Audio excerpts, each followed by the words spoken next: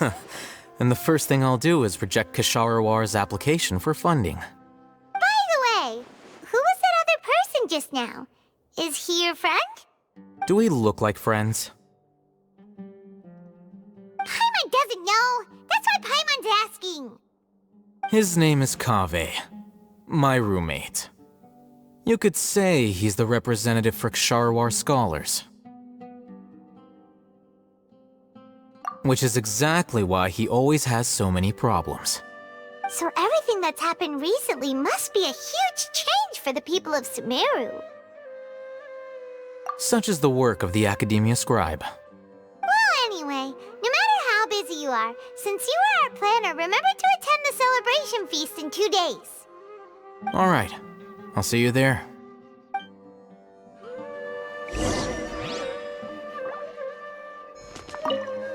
The House of Daena is the last quiet place in the whole Academia now.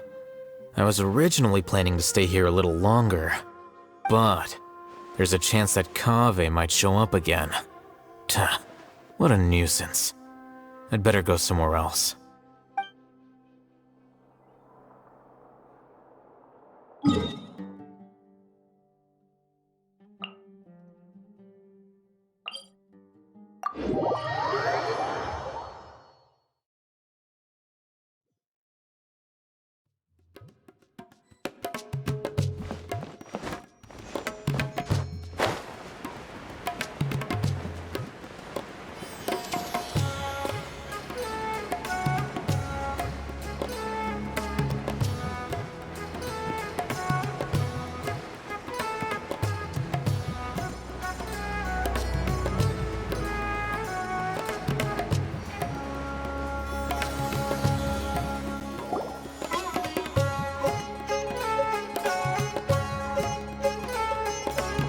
This is Port Ormos. Now where could... Is that Paimon I hear? Huh?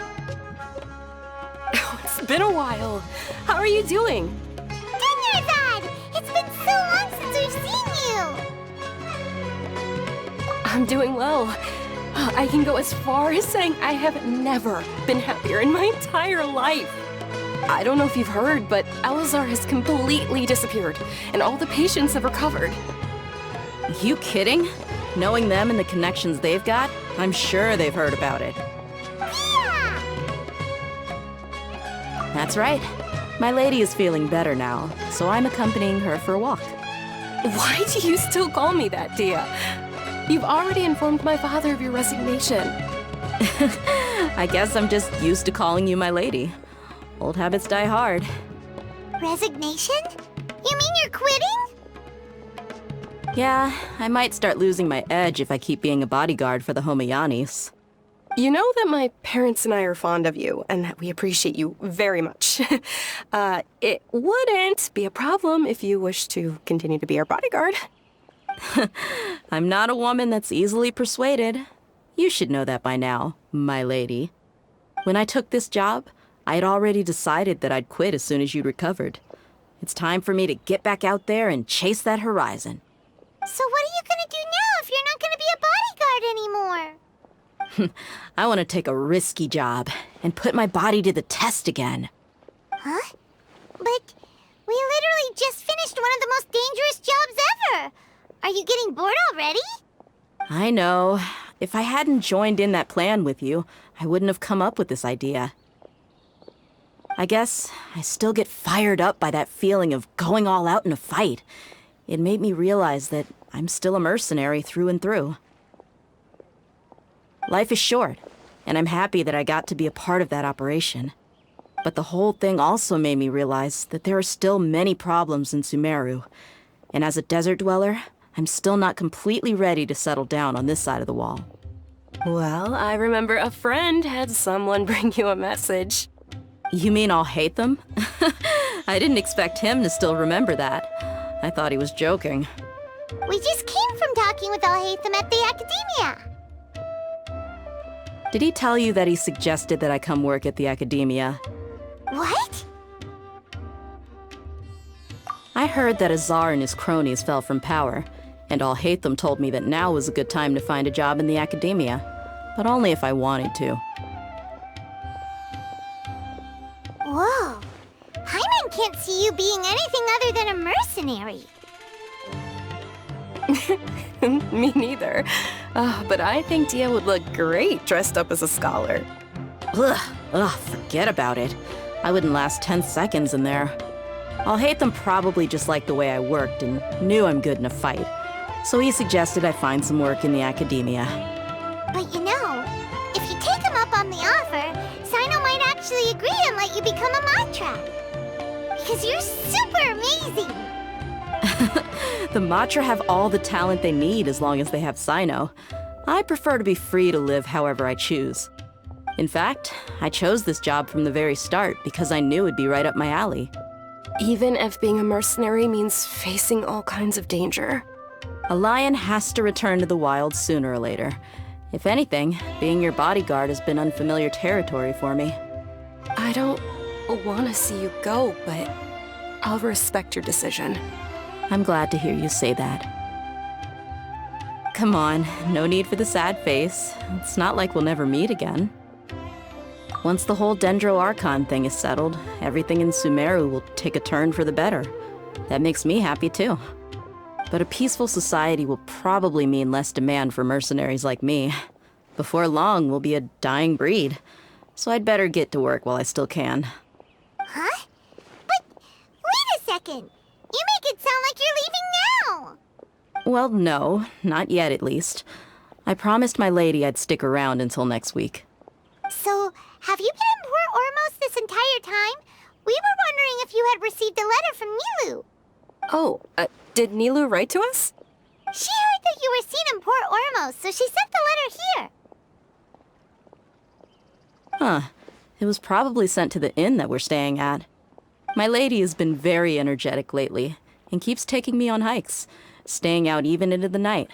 By the time we get back, the receptionist is usually off napping on the job. Right, and we tend to leave quite early in the morning, so the old man on duty is also usually dozing off. So what it really sounds like is that the person on duty is always asleep. I bet the letter's at the reception desk. I'll go check later. No wonder there wasn't a reply. You never received the letter. Good thing Nilou asked us to come and check on that. Sorry to make you two come all the way out here. It must be something important for Nilou to specifically write to us like that. Yes, she said they were preparing a victory feast in the Grand Bazaar, and will also be celebrating Cyno's reinstatement as General Mahamatra. She was hoping you could come. Great! I'll be sure to attend. Count me in too. But is there some sort of dress code or anything for the feast? Can I just show up looking like this? Since it's being organized by Nilou, I don't think she'll be too picky about that. If anything, I think she wants to see us as our most natural selves. All right, then this is how I'll show up. The feast will be held in 2 days, so don't forget. Sure. Thank you so much for letting us know. We'll see you there. Oh, by the way, do you happen to know where Cyno and Rahman are? The General Mahamatra always comes and goes without a trace. Normally no one knows his whereabouts. Oh, But last time we met, he mentioned that he had something to do in Aru village. You can try your luck there. As for Rahman, your guess is as good as mine.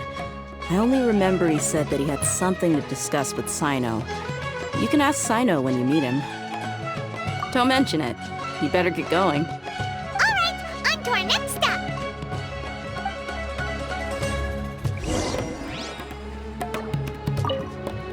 After recovering from Elazar, everything seems so different to me. When I look at the scenery I visited before, it has a completely different feeling. Yeah. You need to be stronger than an ox to take life by the horns. I think I've heard you say something like that before. But today, I finally understand what you mean. Is there any place you'd like to go? I can accompany you. I've got time. What if I tell you that I want to go to the desert? Fine by me.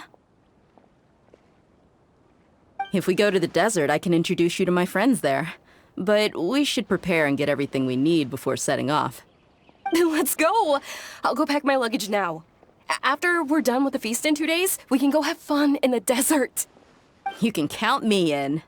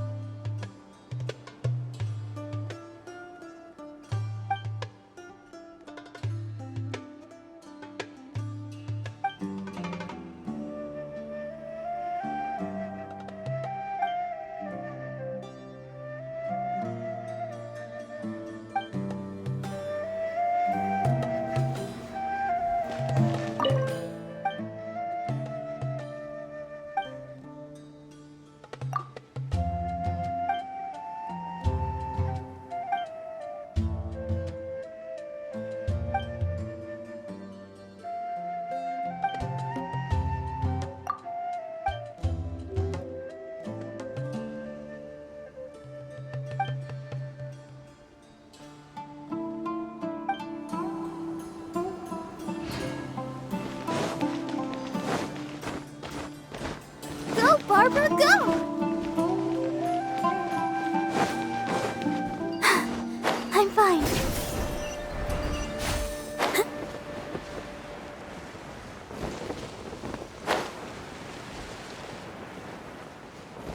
It's been a while since we last visited Aru Village. Ah, there's Cyno!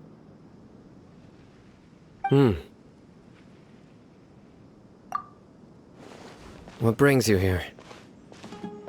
We recovered well, and Tanari agreed to let us leave, so now we're out and about again. It seems Gandharvaville's medical treatment is still as good as ever. Mm-hmm, and Tanari is recovering well, too. That's good to hear. Yeah, you're the one who brought us to him when we lost consciousness, right? Thanks for that. You're welcome. Tainari has excellent medical skills, and Kaveh is quite attentive. It was the best place for you. But why are you just standing here like a dead tree? I'm meeting some people. Oh, you mean Candace? I've already talked with Candace and the village chief.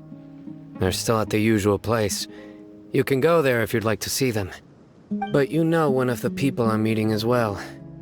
Oh, by King Deshret's blessing, my friend suddenly appears in the desert. Don't tell me you've run into trouble and need us to help now. Rahman! And, Sataria?